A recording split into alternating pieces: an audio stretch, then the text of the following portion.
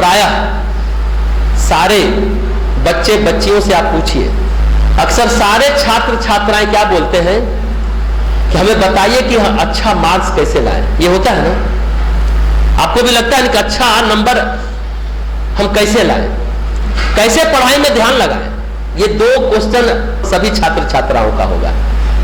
अगर आप उनके वॉल पर जाएं तो आप पाएंगे कि वे दिन भर फेसबुक पर एक्टिव है कि नहीं। कभी सेल्फी डालते हैं तो कभी शायरी डालते हैं ना।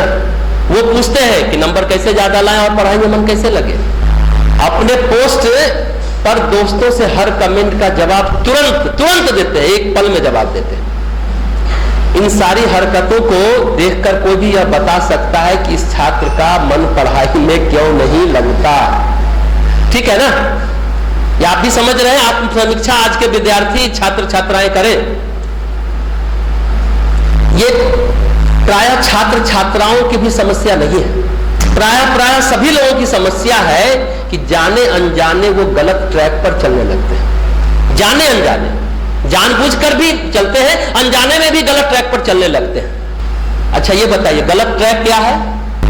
इसका उत्तर है हर ऐसी चीज जिसके बिना आप नहीं रह सकते वह गलत ट्रैक। चाहे व्हाट्सएप हो, फेसबुक हो, मोबाइल हो, इंटरनेट हो, टीवी हो, कंप्यूटर हो, जिसके बिना आप नहीं रह सकते तो मान लीजिए कि वो एडिक्शन है, एक नशा है। PHONE फोन और SNUB स्नब, फोन के माध्यम से सामने वाले को इग्नोर करना, अपमानित करना, हविंग टेक्सटिंग एडिक्शन, कि जो 8-8, 10-10 घंटे मोबाइल पर एक्टिव है। एक दिन में वो लड़की 200 मैसेज करती थी बेंगलोर में, निमहांस में। पहला केस मोबाइल के कारण मनोरोगी हो गई। टेक्सटिंग एडिक्शन, आप खुद सोचिए आप कितनी देर फेसबुक और व्हाट्सएप को चेक किए बिना रह सकते हैं। ये आज से आप लोग भी अपने ऊपर लागू कीजिए, कितनी देर बिना चेक किए रह सकते हैं? कर सकते हैं लागू? कितने देर बिना चेक किए रह सकते हैं? देखिए ये चीजें बुरी नहीं है, हद से ज्यादा इस्तेमाल बुरा है।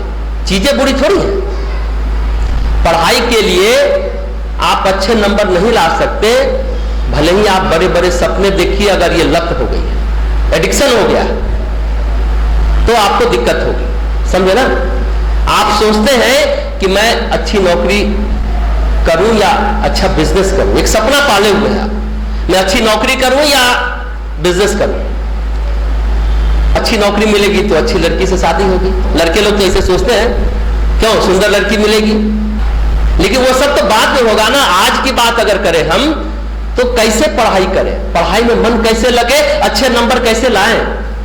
ठीक है ना, आपका ध्यान सिर्फ और सिर्फ पढ़ाई पर होना चाहिए। जीवन में छात्र धर्म क्या है, विद्यार्थी का धर्म क्या है? पढ़ाई करना, विद्या अध्ययन करना। ठीक है ना। लेकिन आज की सबसे बड़ी समस्या है, आज के छात्र को पढ़ाई में मन नहीं लगता है। सबसे बड़ी समस्या है। अभी चूंकि पेरेंट्स कहते हैं कुछ करना है जीवन में, मजबूरी है तो पढ़ना पड़ेगा। अभी सबसे महत्वपूर्ण है कि पढ़ाई के लिए आप कोई वजह तलाशिए, ईमानदारी वजह कि हम क्यों पढ़ रहे हैं। हमने पिछली बार भी आपको कहा था, आज की शिक्षा व्यवस्था से सरस्वती तत्व लुप्त हो गया। जो डिग्रीधारी, जो कागज की डिग्री लेते हैं, उसको क्या हम बोलते हैं? डिग्रीधारी मूर्ख, कामकाजी अनपढ़, फंक्शनल इलिटरेट तैयार हो रहे हैं। आज की शिक्षा व्यवस्था से सरस्वती तत्व लुप्त हो गया। पढ़ना क्यों चाहिए? आपने कभी प्रश्न किया था, हमने क्या कहा था? व्यक्तित्व का विकास, सिर्फ नौकरी पाना नहीं, पैसा कमाना नहीं, व्यक्तित्व का परिष्कार हो। इसलिए हम एक एक कक्षा आगे बढ़ते बढ़ते बढ़ते अपने चिंतन, चरित्र और व्यवहार को परिष्कृत करते हैं, व्यक्तित्व का विकास करते हैं, व्यक्तित्व का परिमार्जन करते हैं। लेकिन आज आप ईमानदारी से अपने आप से पूछिए कि हम क्यों पढ़ें। पढ़ाई की वजह तलाश, वजह आपको पता होगी ना, तो आपको पता चल जाएगा कि हमको क्यों पढ़ना चाहिए, फिर पढ़ाई में आपको मन लगेगा। ठीक है ना।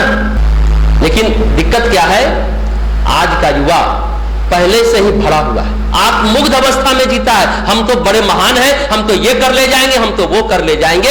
अज्ञान जनित अहंकार है, पहले से भरा हुआ है। उसको कुछ कहिए तो उसको लगता है हम तो सब जानते हैं, ये तो प्रवचन दे रहे हैं।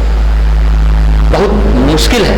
टाइम्स मैगजीन है अमेरिका का, उसमें था कि आज के छात्रों का जो है ना शिक्षा में कदापि मन नहीं है।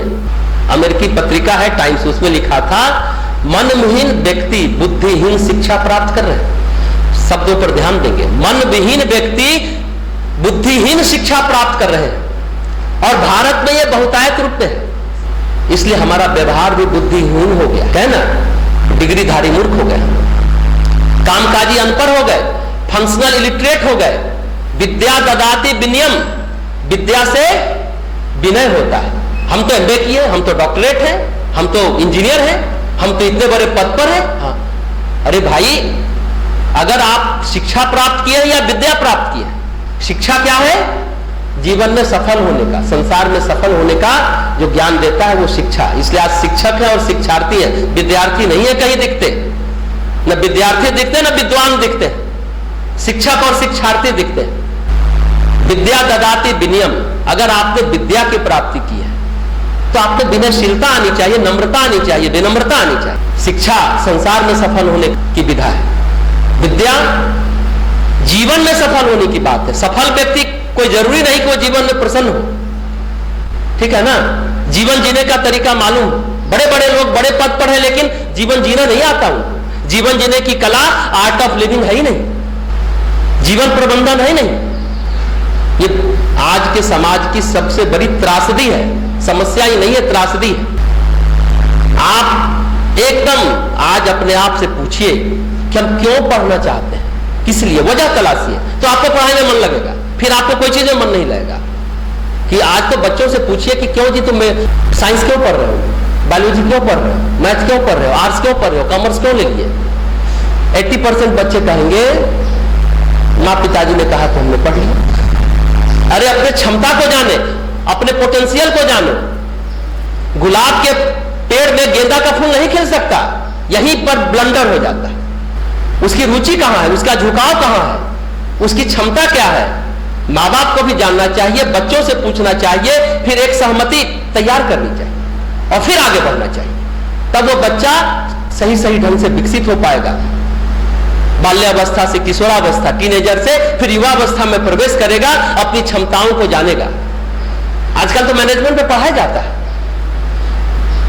एचआर को कहा जाता है कि इसके अंदर जो क्षमता है, जो पोटेंशियल है, उसको वही काम दीजिए। क्रिकेट खेलने वाले व्यक्ति से आप फुटबॉल खिलवाएंगे तो आपका आउटकम नहीं आएगा, आपका टारगेट अचीव नहीं होगा। कहा जाता है ना, ये मैनेजमेंट का सूत्र अपने है, ये तो प्राचीन काल से शास्त्रों में है, गीता में लिखा है। अपने स्वधर्म को पहचानो। भगवान कृष्ण गीता में अर्जुन को कहते हैं कि स्वधर्म को जानो, परधर्म भयावह है। आप किस यात्रा से आप आए हैं, जन्म जन्मांतर की आपकी यात्रा कहां तक हुई, ये जीवन आपको मिला, वहीं से स्टार्ट करिए। दूसरे का देखा देखी मत कीजिए। परधर्म भयावह है।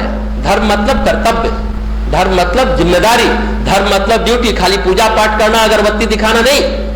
अपने स्वधर्म को जानिए कि हमारा स्वधर्म क्या है, हमारे अंदर हमारी क्षमता क्या है, और उस अनुरूप अपना प्लानिंग कीजिए, अपनी योजना बनाइए। माँ बाप ने कहा इसलिए साइंस पढ़ रहे हैं, इसलिए फिजिक्स पढ़ रहे हैं, इसलिए मैथ ले लिए। कभी गलती मत करिए, अपने बच्चों के साथ मत करिएगा, ठीक है ना। जब आप बड़े होंगे इस बात का ध्यान रखिएगा, ठीक है ना। तो पढ़ाई की वजह तलाशिए।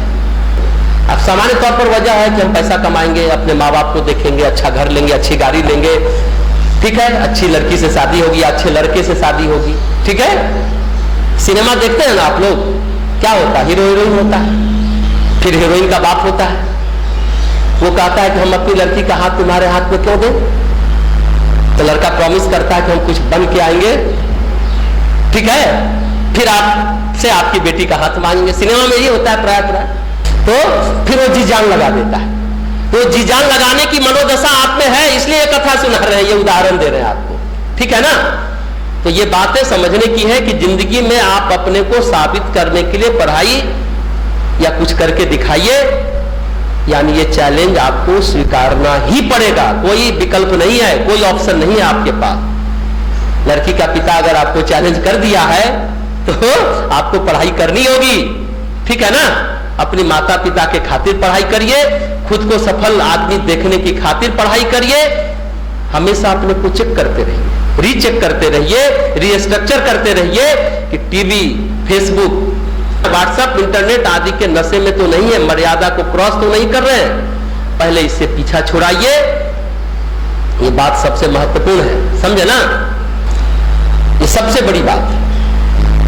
हम समझते हैं कि पढ़ाई की वजह तलाश करेंगे और कैसे ज्यादा नंबर लाएंगे। अगर आपकी परीक्षा मार्च में है तो मार्च तक का अपना 1 साल का आप रोड मैप बनाइए, प्लानिंग कीजिए, फिर 1-1 महीने का सेगमेंट काटिए, फिर 1-1 हफ्ते का, फिर प्रतिदिन का अपनी किताब में चिन्ह लगाए कि हमको इतने दिनों में इतनी पढ़ाई कर लेनी है। अगर मार्च में एग्जाम है तो नवंबर तक टोटल सिलेबस समाप्त हो जाना चाहिए। दिसंबर जनवरी में आप उसको दोहराइए, फरवरी में तीसरी बार दोहराइए, तब 90+ की बात करिएगा। मान लीजिए बीच में बीमार पड़ गए, बुखार लग गया या फिर कोई पर्व त्योहार आ गया, अगले हफ्ते उसको पूरा कर लीजिए, पिछड़िए मत, छोटा छोटा टारगेट लीजिए। उस तरह से पढ़ाई करेंगे प्रॉब्लम नहीं है, लेकिन अभिरुचि होनी चाहिए, मजबूरी में मत पढ़िए, समझे ना? ये बातें समझ में आ गई?